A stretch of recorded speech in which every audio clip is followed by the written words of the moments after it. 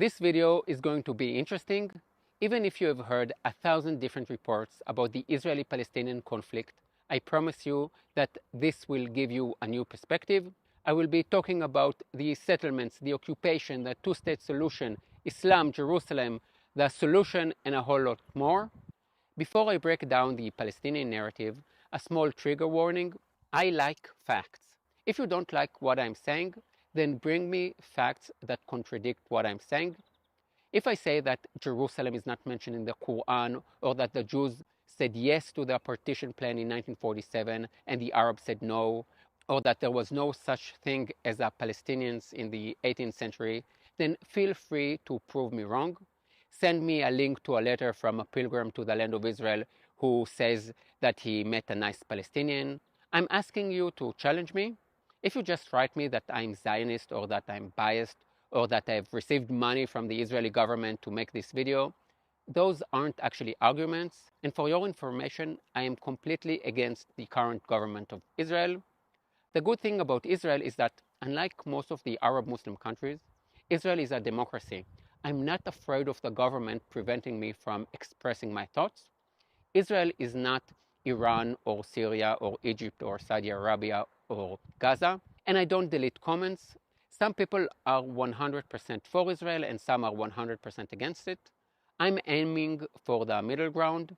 If I get dislikes and smart comments, then I know that this video has reached the right audience. But do give this video a like and subscribe. The last thing that I want to ask is this.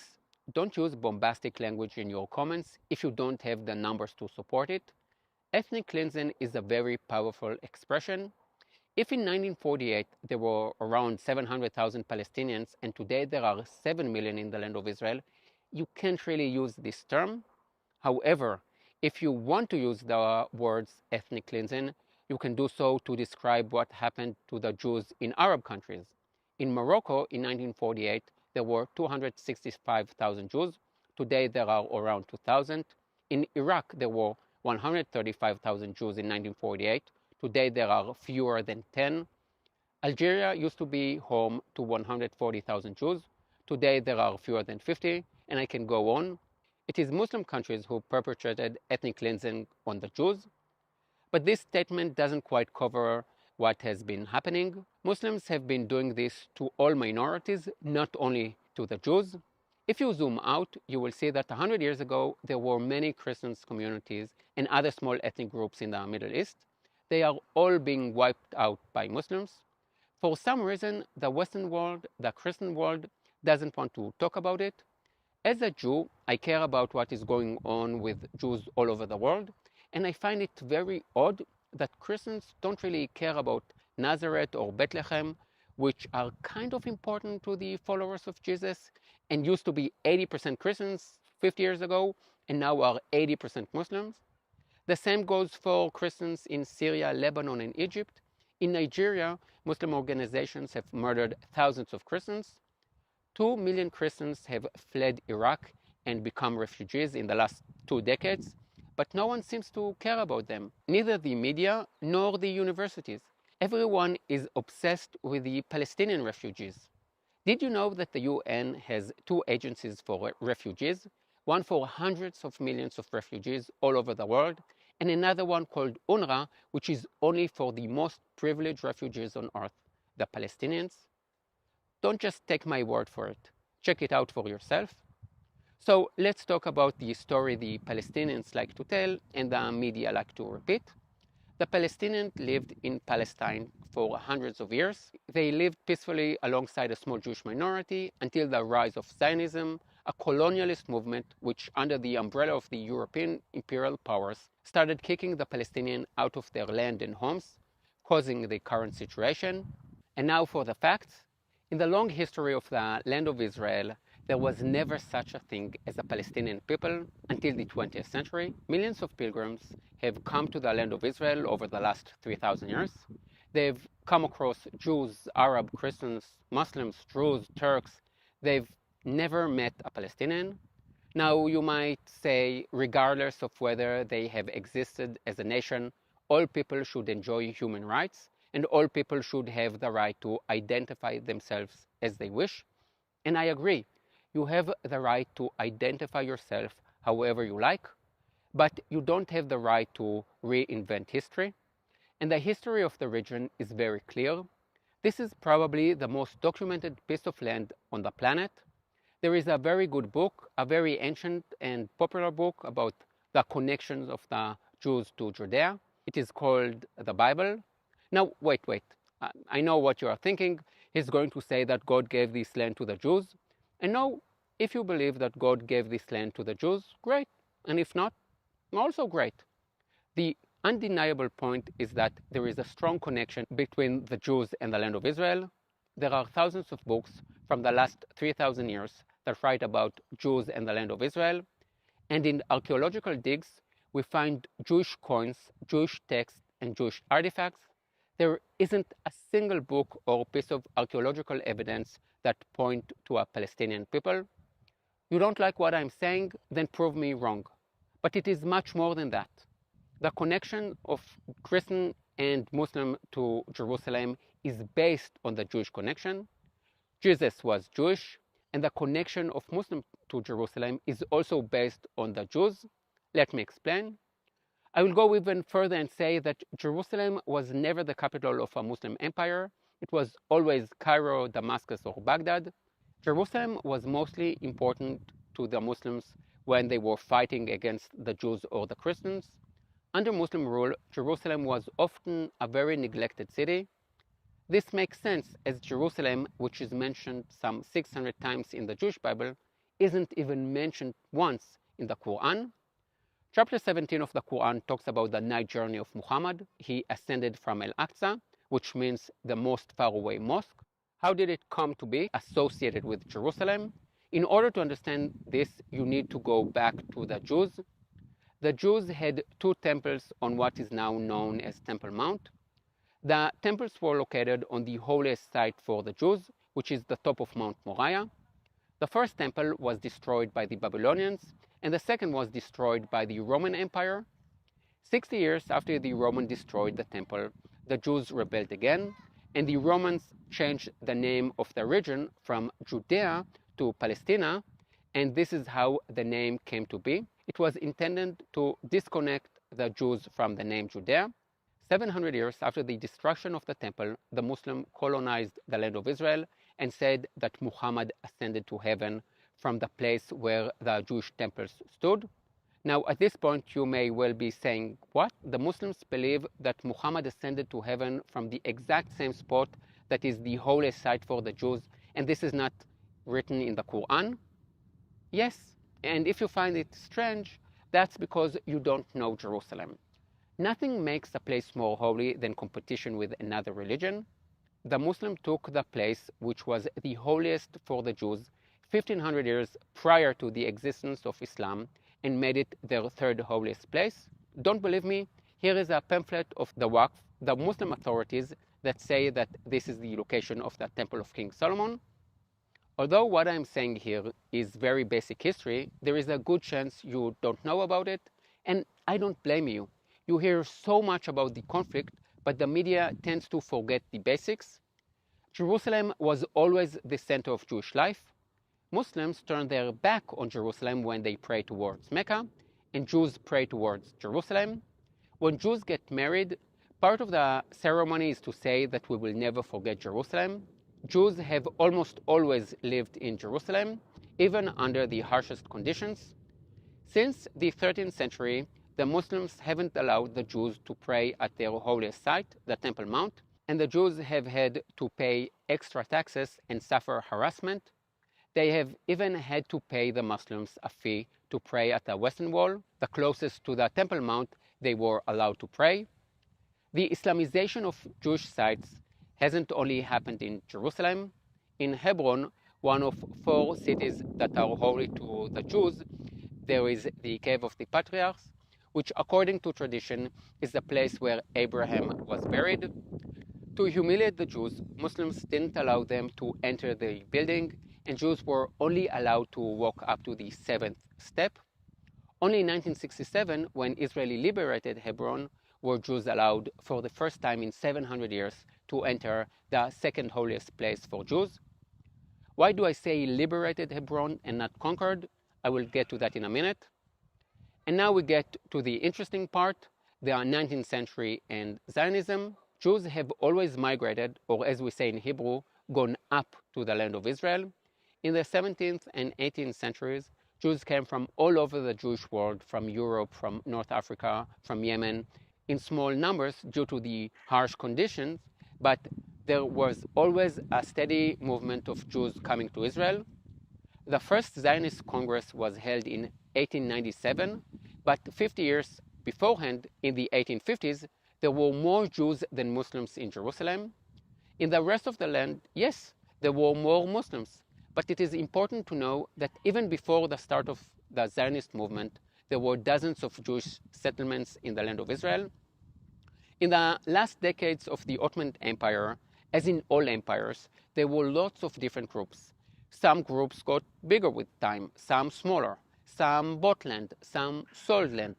Many European powers bought land for institutions, and some groups, mostly Germans and Americans, settled in the land of Israel to speed up the second coming of Jesus. Many different groups. None of the groups use the word Palestinian to describe themselves. The first Zionist Congress took place in 1897. The Zionist movement was a national movement, not a colonialist or an imperialist movement, but a national one of many. This was the age of the fall of empires, the German Empire, the Austro-Hungarian Empire, and the Ottoman Empire, and of the rise of national movements. And the Zionist movement was the national movement of the Jews. It is as simple as that. In the first half of the 20th century, millions of people moved from one place to another to create nation states. What's special about the Jews is that they never stole or used violence to take any land in the land of Israel. I'm always getting comments from Muslims and pro-Palestinians about Jews stealing the land from the local Arabs. Here is a challenge for you. Give me the name of one village that the Jews stole from the Arabs from the 7th century, when the Arab Caliphate colonized the land of Israel, until 1947, when the Arabs started a war to wipe out the Jews. From the year 636 till 1947, not a single square foot was stolen by the Jews. Again, if you don't like what I'm saying, then prove me wrong. Give me the names of villages that Jews stole prior to the War of Independence. On the other hand, I can give you lots of names of Jewish villages that Arabs, or Palestinians if you will, destroyed before 1948. Take Hebron, for example. Jews lived in Hebron for hundreds of years. In 1929, the Arabs, not 1 or 10, but whole gangs of Arabs, murdered 70 Jews, and the ancient Jewish settlement had to be abandoned until it was brought back into Jewish hands in 1967. You want more names of Jewish villages that were abandoned because of Arab violence? Here are some more. Many were rebuilt after a few years. The Arabs used violence against Jewish civilians in the land of Israel many years before the occupation and many years before the land of Israel was established.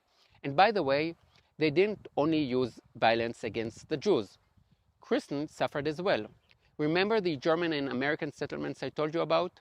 They suffered as well. The family of John Steinbeck, the American novelist, had a farm outside Jaffa, or at least they had it until Arabs broke in and murdered Steinbeck's great uncle and sexually assaulted his wife and his daughter. Here is an interesting anecdote. Two other great American novelists, Mark Twain and Herman Melville, visited the land of Israel, and like hundreds of other pilgrims, they wrote about how neglected the land was, and many wrote about how violent the local Arabs were. From 1970 till 1948, the British and the French were in control of the Middle East. The Jews blamed the British for being pro-Arab, and the Arabs blamed the British for being pro-Jewish. I will tell it as it was. The British were pro-British.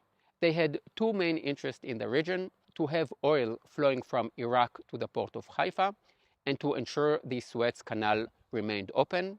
And because both of these interests lay in the hands of the Arabs, they were pro-Arab. Today it is very fashionable to be against colonial powers, and of course they did do a lot of damage. But I find it absurd that pro-Palestinians are anti-colonial, as it was the Roman Empire that gave the name Palestine to the area, and the British Empire that gave it its borders. When the British and the French drew lines on maps, they invented two nations that never existed before, the Palestinians and the Jordanians. Another fact that is often overlooked is that pro-Palestinians are always talking about Jewish immigrants coming from Europe. No one talks about the Arabs who came to the land of Israel. Hundreds of thousands of Arabs from Egypt, Syria, and other places entered the land of Israel in the 1930s and 40s to work for the British and are now seen as native Palestinians. It is hard to estimate the number of Arabs who entered the land of Israel between 1917 to 1947 to work for the British, as the borders were open, but the number is in the hundreds of thousands. Probably about half of the population of Gaza came to the land of Israel during the British Mandate time. Their last names usually hint towards the actual origin of the family. I find it absurd that people like my great-grandmother, who came to Israel from Eastern Europe in the 1920s after dreaming about the Jewish homeland for generations, are seen as white colonialists, while Egyptians who came to work for the British in 1945 are seen as native Palestinians. Now you might be saying, who cares where they came from and if they have been here for generations? They have the right to self-determination. And again, I agree. In 1947, the UN proposed the division of the land into a Jewish state and an Arab state. The Jews said yes, and the Arabs said no, and then started a war in a bid to eliminate the Jews. The morning after the partition plan, Palestinians attacked a bus and murdered 5 Jews. This is how the war was started. They were offered a state, they said no, and start murdering Jewish civilians. Not a single Jew was spared in all of the places that fell into local Palestinian hands. Luckily for us, after 15 months of fighting the local Arabs and the 5 Arab armies that invaded Israel, we won. And yes, during the War of Independence, many Arab villages were destroyed and about 700,000 people were displaced. That's what happens when you try to wipe out your neighbors. You might well lose and have to pay the price. At the same time, 800,000 Jews were brutally expelled from Muslim countries. For some reason, no one cares about them or want to tell their story. Millions of articles and papers have been written about the Palestinians who had to evacuate their homes because of a war they started, yet very little has been written about the Jews living in Muslim countries who were subjected to pogroms and had to flee, even though they were innocent. Please tell me why you care so deeply about the Palestinian refugees, and yet you couldn't care less about all the millions of other refugees who had to flee at the same time. 14 million Germans, about the same number of Hindus and Muslims, Ukrainians, Armenians, Poles, people from the Balkans, and I could go on and on. The Palestinian refugees are the most privileged refugees in the world. Some say that the partition plan wasn't fair as the Jews made up 1/3 of the population but got 2/3 of the land. To that I will say this: the Arabs actually also got what is now known as Jordan, so in fact the Jews got a much smaller part. And I should also add that the Arabs got all the good land and the Jews got the swampland and the desert land.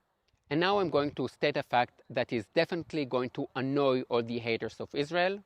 The Jews took the swampland and the desert land and made the impossible possible. We turned the land into gold. Israel is pioneer in irrigation systems and desalination system. Israel invented vegetables and fruits that can grow in salt water and yet taste sweet. As for the Arabs, the large part of their land is now polluted and contaminated. After 1948, the Palestinians had years to establish a free Palestinian state, as they were under Egyptian and Jordanian rule. Yet they didn't do that. In 1964, the Palestinians established the PLO, or the Palestinian Liberation Organization. Now this is interesting. 1964 is 3 years before the Six-Day War. So before Israel occupied the West Bank and the Gaza Strip, and before a single settlement was built, they were already calling for the destruction of Israel. When the Arabs say free Palestine, they don't mean we want an independent Palestinian state next to Israel. What they want is a Palestinian state that replaces Israel.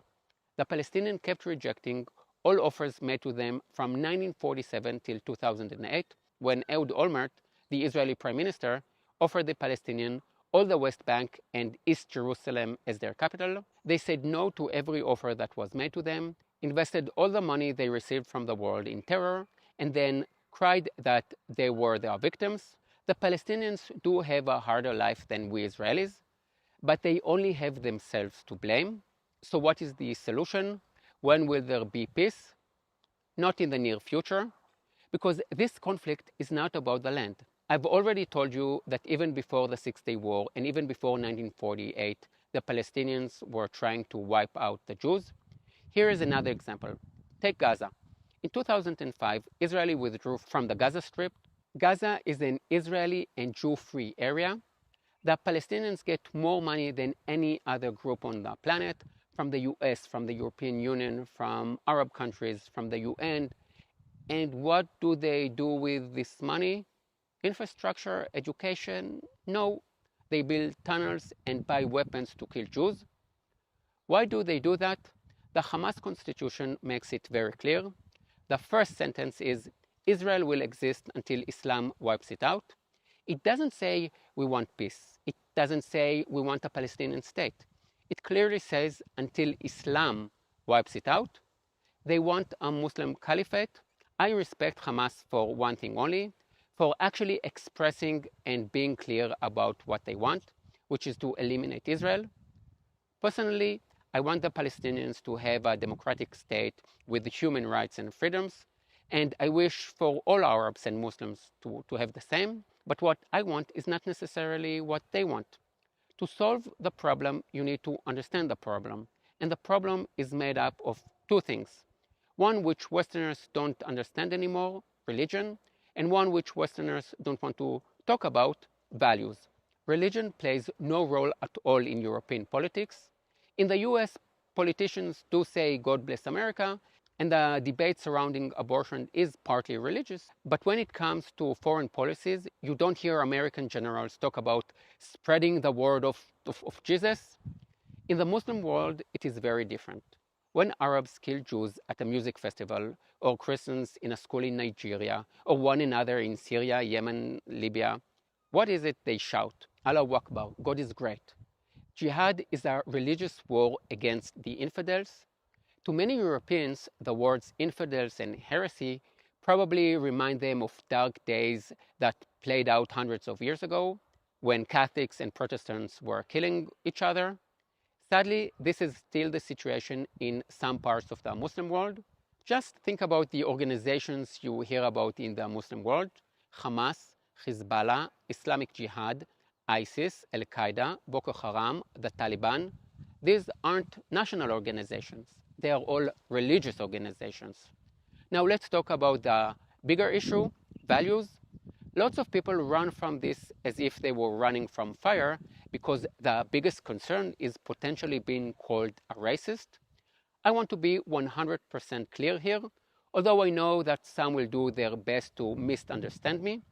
If I say that men are more violent than women, does it mean I hate all men? No. Does it mean that I think all men are violent? No. Does it mean that there are no violent women? No. But if in almost all countries, more than 90% of those in jails are men, then you can say that men are more violent than women. I believe you can criticize anyone for anything. You can criticize me as a Jew, as an Israeli, as a man, as a tour guide. You can criticize me for things I can't change, like my identity, and for the things I chose, like my profession, the music I like, the fact that I'm a father. My identity is comprised of thousands of different aspects, and you can criticize any one of them, and I can agree or disagree. I can say, true, Israelis aren't very polite and they don't know how to form a queue, but I'm different. And I can also accept the criticism. If you are not a narcissist, you know that you're not perfect. I don't subscribe to the narrative that you're only allowed to say good things about other groups and criticize your own. I actually want to be criticized. I want to be made to think, to be made to improve my ways. The Me Too movement made me rethink the way I interact with women and made me more aware of the language I use. I criticize all groups. Americans, Germans, Britney Spears fans, ultra-Orthodox Jews, women, Gen Z, and Muslims. I even criticize the most dangerous group of all, Israeli mothers. If a teacher writes that she is sick, there is no need for 30 get well soon messages. You don't show that you care by writing a message. You are just spamming my WhatsApp. If there were peace in all of the Middle East and only the Arab Muslim Palestinians were resorting to violence, I would say, okay, maybe we are in the wrong. But if the Palestinians were using violence before 1967 and before 1948, and almost all of the Arab Muslim countries are dictatorships with high levels of violence and low levels of human rights, then maybe there's really a problem here. I'm also getting comments from Muslims blaming colonialism and the Americans for all the problems in the Muslim world. And it is true that the creation of many countries and borders in Africa and Asia were determined by the interest of the European empires, and that the US think primarily about its own interests. But I'm always shocked to find that Muslims take no responsibility for their wrongdoing. The fact that most of the Muslim countries aren't democratic has nothing to do with the US. The fact that 17 of the 20 most dangerous countries for the LGBTQ community are Muslims has nothing to do with colonialism. The fact that almost all of the most dangerous places in the world to be Christians are Muslim has nothing to do with imperialism. The Muslim world is huge. It has a lot of oil, and its failure has very little to do with colonialism. Look at the Jews. 1/3 of them were murdered by the Nazis. Israel has no oil, and it is surrounded by enemies, and yet we are successful. And it's not because of American money. Most of that money has to be used to buy military equipment from American companies. And beside, the Palestinians get way more money. We are successful because we are open-minded, think outside the box, invest in education, and are not violent. This is true outside the Middle East too. Look at Arab Muslim communities in Europe. If there were violent riots in Paris or Sweden, Rotterdam or London, would it be in the Jewish neighborhoods or the Arab neighborhoods? Peace will only come when the Arabs change their values, when Muslim countries become democratic, when all of the different groups in Syria stop killing one another, when Iranian women are free to cover or not cover their hair, when gay men are not thrown from rooftops in Gaza or thrown into jail by the PLO, when the Christian population stops shrinking in the Middle East, and when the Israeli Arabs stop killing one another, then and only then will there be true peace. Please like and share this video with any friend who needs to see this. I have much more to say about this topic, so please write a comment. If you find it interesting, please consider supporting my work. All the details are below. Yalla bye.